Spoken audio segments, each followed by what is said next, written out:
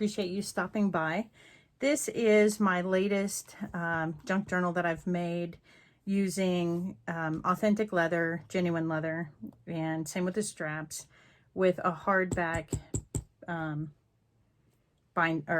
book cover. So these are just pieces of wood surrounding the journal to create some support for it. And so this book is 5 3/4 by 8 3/4 wide, and it has a 2-inch spine, which I found will hold about 200 pages that I have in here. And there are 6 signatures inside of the book, hand sewn, and the straps and the outside cover. And so all I do is open this up. Over time, these straps will start to stretch and give a little and really be very pliable. Right now, they're still a little stiff because it's a new leather and relatively thick. So when you open the book, the first thing you'll have is a wallet style piece where you can just put in little tickets and whatever pieces of ephemera you'd like. And then as we open the book, it will lay flat, and you are able to, open the book and work in it if you want, because of the hollow back binding that's in here. So the front of the book is just covered with a canvas, and I have these little paper clips attached to the front of the book cover.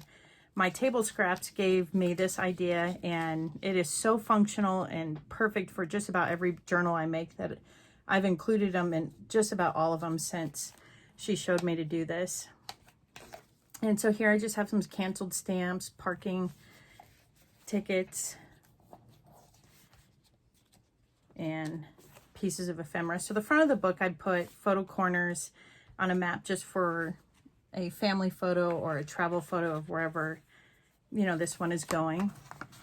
Here's a pocket with a little airmail envelope, a calendar, and just a book plate,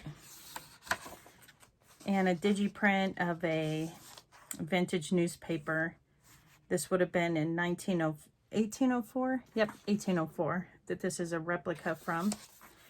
Most of my journals have a lot of blank pages because I like for people to be able to write in them or use them or put photographs. I put in maps, as this is sort of a travel themed journal with the suitcase cover. So it's not very exciting to walk through all my blank pages, but they are of different weights. These are probably 67-pound papers. And then here's a pocket holding one of the ephemera pieces I made with the woven paper. And there's probably about 50 pieces of ephemera in here. And the intent was I could put a lot of ephemera in this journal without actually attaching it myself. So the goal is I would like, the recipient of this to be able to put their own pieces where they want it, or accents, embellishments. And both sides are different. We'll come back to that. And so you can just put on whichever side. And it just tucks in. Oops. Obviously I had it like that because of the paper clip, yep. And so this is just an altered paper clip with some metal beads on it. And this is a cardstock piece of paper. And here is a piece of the Mass Makes where I did one of the staggered notebooks for writing, pictures. More blank pages, and most of the signature covers are Tim Holtz. The other piece of the map, blank pages, and here is another pocket, and here is one of the cabinet cards that I made after watching Eva with Bohemian Crafting do hers. Loved it. I've done Santa Clauses and these vintage pieces. I have fallen in love with the cabinet cards. And just some coupons tucked in. I suspect whoever uses this book will take out a lot of this and put their own travel pieces in, but I like to include it for inspiration. Here is just a vintage postcard, cross-country skier, And here is just some writing paper with a paper hinge to keep the paper straight. More blank pages, some tea-dyed paper. And there is just the center of that signature. Reminds me of growing up in Wyoming, looking at that photo. And just a digital printed kit page there. And random papers. And I put another pocket in over here. This just has some pieces of scrap paper to journal on, add to the book, and then just some old photo strip here. And as you can tell, these are the Tim Holtz papers. If you haven't worked with his papers, they all tend to have this sort of distressed feel to it. And the pads that I have. Here's just a little collage that I made with a postal, vintage piano paper, postal stamp, and adventure. And it's just stamped right on with some script right here. Now this page I did a little bit differently than I usually do. The atlas that I took this out of is just a massive book. And so I didn't want to cut all of the papers down to size. So what I did is folded this one to match the size of the tuck spot. But this is probably a 17-inch length paper by 10 inches, I'd say. And then you can just tuck it back in and fold it in. Another pocket, some replica money.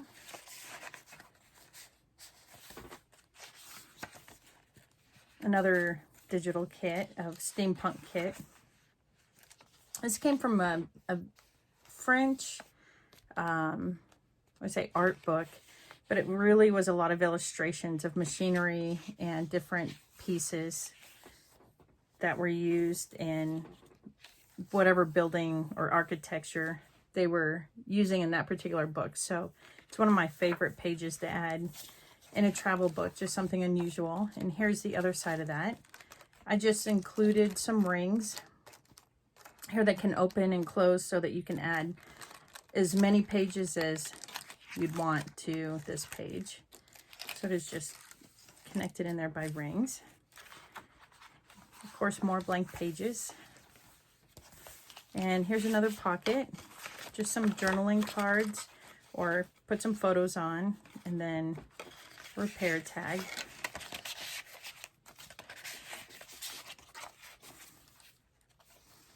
Open it up, and this is just an empty envelope, like a coin envelope, that you can add, whatever little pieces you want. And of course, a tea-dyed tag with a whimsical stamp on it. Wasn't sure what I would do with that monkey stamp, but I have a number of tags now that have that. And here is the other page of the atlas portion, and I left both of them intact. And I probably will start doing that more now that I've figured out a way to fold these into place.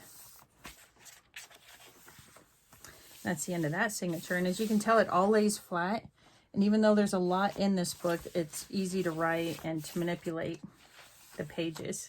And here's just a little horizontal belly band and a fold-out envelope. And Shabby Dabby Doodah does a video on using your materials to make a bunch of these, and I went crazy one night in front of the TV. So most journals now have a mini envelope tag. Some more cardstock. This is just a linen paper.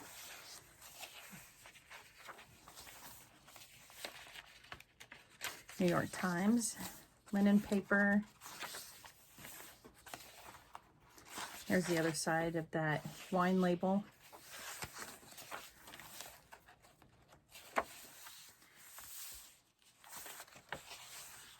And another belly band. And what I did with this one is just made the enlarged ticket strip, and I just put those in. a summer day with some stamps. And I just go through and use what I have and try to put these little pieces together. And the last signature, nope, two more, next to last. And this one is just some replica money. I ordered some of this off of eBay, and I love the money that I received in the package. So I use these in a lot of my books for, it's like a parchment paper that can be written on. And some music paper.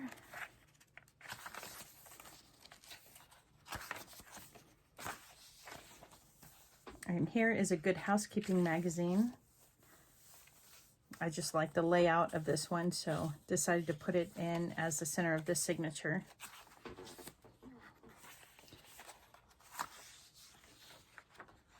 I didn't put a lot of tea-dyed paper in here because I wanted whoever received it to be able to put in pictures and writing and have it archival safe.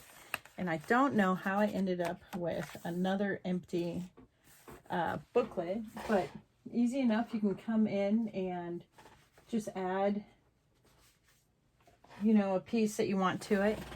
I have an envelope book that I've made, and I'll just add this right to it. Well, I guess I should open it. This envelope book has been cut and sewn to match the envelope for the booklet. There's 20 pages front and back with a journal card on the side. And so I can just slide this in right here. And most of my books lately, I've been including one of these plastic sleeves to put things in that are difficult when you're traveling to really keep hold of. Coins, money. This is just a little tag. Some bus tickets. And of course, blank paper.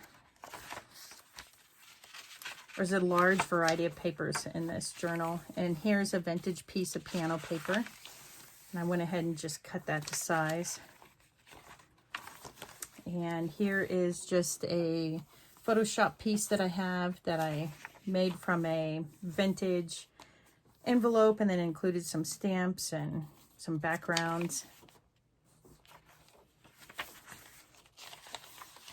And the other side of the piano paper.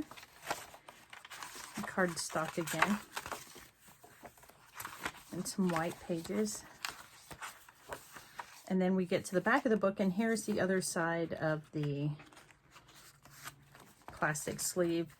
The story of newspapers, just a vintage library card, and then a vintage postcard of the Eiffel Tower here.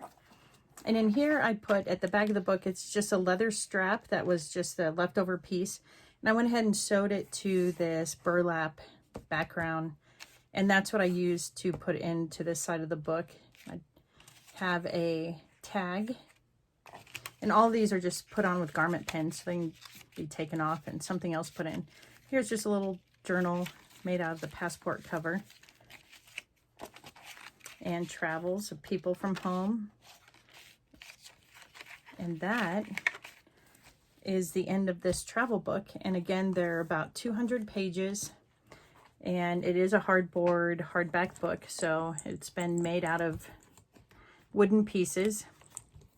So it should be fairly sturdy, sitting on a shelf or carrying in somebody's bag back and forth somewhere to write in. And then I just slip my little postcard in, and that is the end of this journal. Thank you for watching.